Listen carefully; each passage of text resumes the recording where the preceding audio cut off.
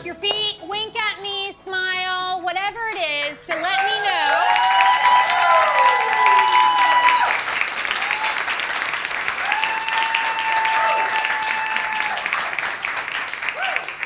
I didn't even ask the question, which was going to be if any of you have tried to change a behavior. Yes. Of course you have. Of course you have. About 10 years ago, I wrote down 100 things I wanted to change about myself in the areas of health, productivity, and decluttering my home, which resulted in downsizing twice. 100 seems like a lot, but I wanted to do it in very small incremental changes because I knew that behavior change takes time and it takes conscious effort and a plan. So I broke it down into 12 months, and I looked at different changes for 4 to 8 weeks. When I would hit this change and I would master it, I would go to the next step and the next step. So my book has 12 months of behavior changes: productivity, health, and decluttering, with a basic, intermediate, and advanced step for each one. In this mini workshop, we are going to cover 3 basic behaviors. The first one we will cover is health. I was a sugar addict. Sugar was a food group in my family. The entree was the vehicle to dessert. And sometimes we would have more desserts than entrees and sides at our family events.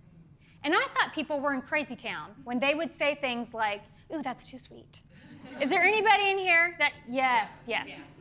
So I knew that I had to decrease my sugar intake.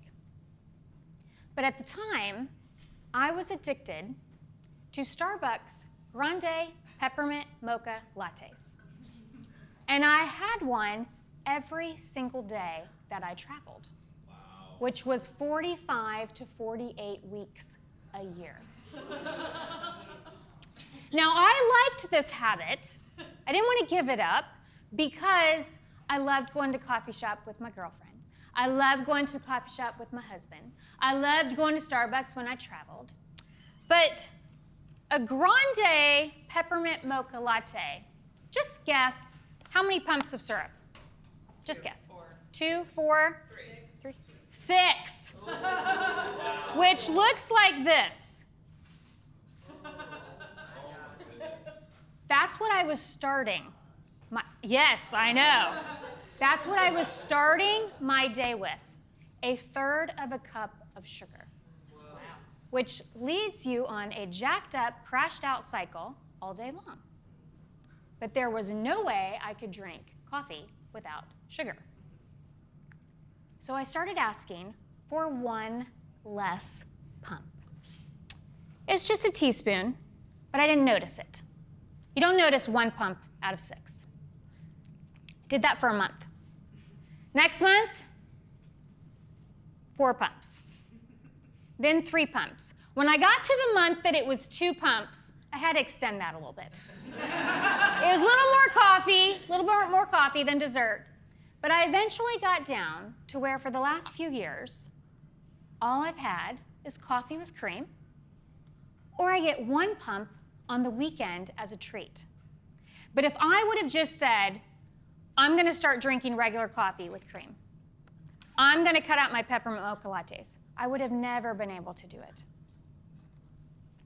So, can anybody think of something that they might be able to change, that they want to change in very small steps like that, where they're not giving up the behavior, they're not giving up their favorite thing, they're just decreasing it by the 1 less pump method? Or maybe it's that you want to add something a little bit at a time. Anybody in here? Wine? Okay. So how would that work for you? I had access to all of the wine all the time at my job. It's part of my work life. You have access to all the wine you want all the time at your job. Mm-hmm. Yep, it's great. And you entertain as part of your job. So it's yes. Sharing wine is a thing. Yes, and you enjoy it. I do. Mm-hmm. So maybe it's half a glass instead of a full glass. Half a glass, yes. So when they come to pour it, you just have them pour it. Yes, yes. And because you work there, you could even let them in on what you're doing and say, when you come to the table, don't fill me up all the way. Yeah, exactly. I like that. Good, good. Yes? So I've been trying to limit my beer intake. I see a theme. I see a theme, okay? Okay? Just reminded me. Yes. I've been trying to limit my beer intake to 2 beers a week, 2 16-ounce glasses, and it's hard to do. So usually when I'm sitting with my friends, I end up drinking like 3 beers, and so I did notice that on the menu, they offer 9-ounce glasses. So I could do like a 16-ounce glass and then do 2 9-ounce glasses, so then I'm just getting 2 extra ounces of beer, but it feels like you're getting 3. I like that. Yes, yes. Good one. Very good. All right. We're going to move on to productivity because we are in a mini workshop. Tracking your time. Most of us overestimate what we can get done in a short amount of time, but we underestimate how much we can achieve in a long period of time, like a year. And if you don't track what you do, track the time you spend on tasks, how do you know how long it's going to take you, right? Or you think it's going to take you X amount, and then it takes you longer, and you procrastinate to start it, and then you're scrambling at the end. When I wrote my book, I thought I could write 3 mini chapters in about 90 minutes. Ends up, I could only do 2. And when I say mini chapters in about 90 minutes. Because I knew that, because I tracked my time, I was able to tell my editor what week I would be finished with the book and get it to her on time. Everything worked out perfectly, but had I not tracked it, there's no way. If you are hiring an assistant for something, you think you might need them for 20 hours or 10 hours because we all overestimate how much we actually work. We say, we work 50 hours a week, I work 60 hours a week. No, you don't. Most people do not work as much as they think they do. And so we think we need an assistant for many hours a week. Really, if we tracked it, how long we need them, it might only be like 5 or 7. But something else you might track are your time wasters, like how much time you spend on social media or ESPN or news feeds. And unless you track it by using maybe a program in the background, like my client who said, I swear I only spend 5 to 7 minutes a day on the Huffington Post. We installed rescue time, 27 to 42 minutes a day. He would have never guessed that, never guessed it. Anybody in here think they have something that would probably benefit them to track the time? You mean like an app? Yeah, an app or a task that you do. Yes. So I like the Toggle app, and I've been working with Wendy, and I figured out that it takes me 20 minutes to draft the vignette, and then 10 extra minutes for the refinement. But I use Toggle, and you can do a timer or chronograph. That's perfect. That's perfect. And you're doing that with somebody. So if somebody's waiting for you for a deliverable, that's even more important. That's even more important. And that's when I realized how big the project is. Yes, yes. I like that one. Anyone else?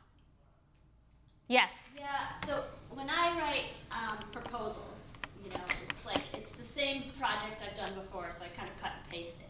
And so I think, it won't take long. It'll take me 10 minutes, I think I'd probably spend like 30 minutes to an hour on a proposal. So that's one thing I wanted to keep track of better. And I feel your pain for the proposal because I used to think I was whipping proposals out in like 15 minutes. No. And it was even a template. And still, it's more like 30 to 35.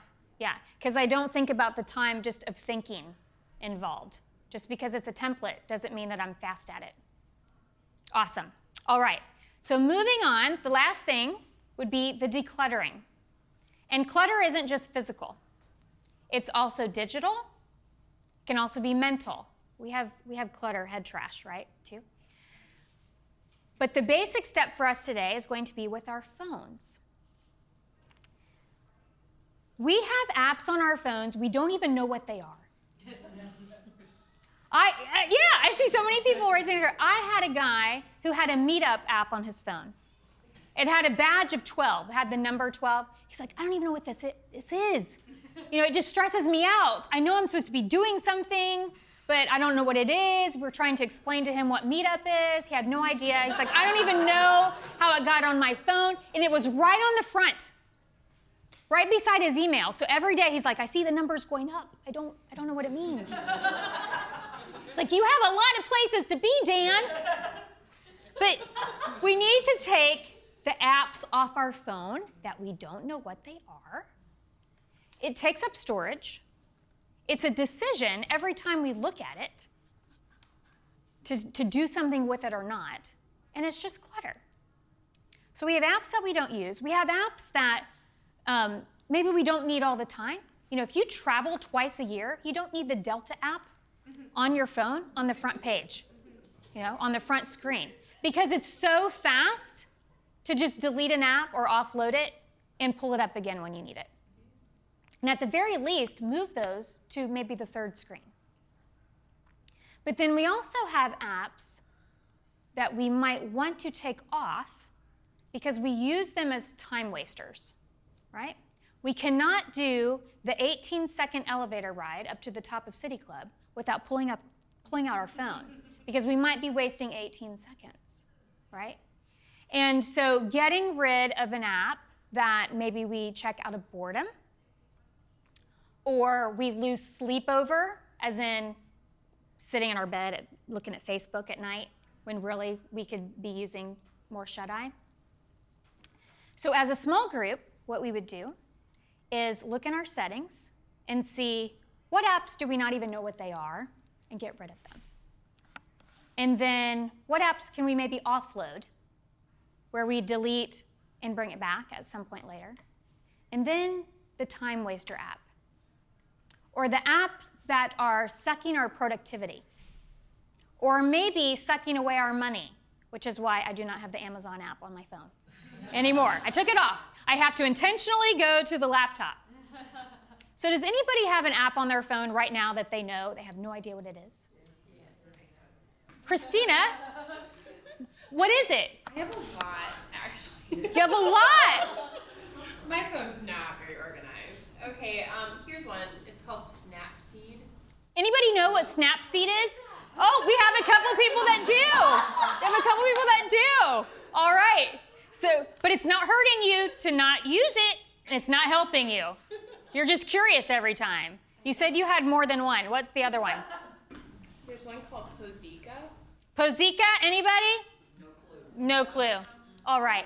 Anybody have an app on their phone that is a time waster that they think, I might want to get that off my phone? Yes? Yeah, I have two categories, at least, that I can think of. Number one, Instagram. Although I post on there a little bit. I do like to see pictures of my nieces, but I do, kind of brainwaves through it. And then I have fitness app, like 12 of them, and I only use 2 of them. Perfect. Yes. And those probably take up storage. Totally. Yeah. Awesome. All right. So this is a sample of what the workshop would be. We would take a health behavior, a productivity behavior, and a decluttering. Small steps are what can create behavior change. It doesn't have to be hard. I want you to be able to create new habits so that you can work well and play more. Thank you for attending.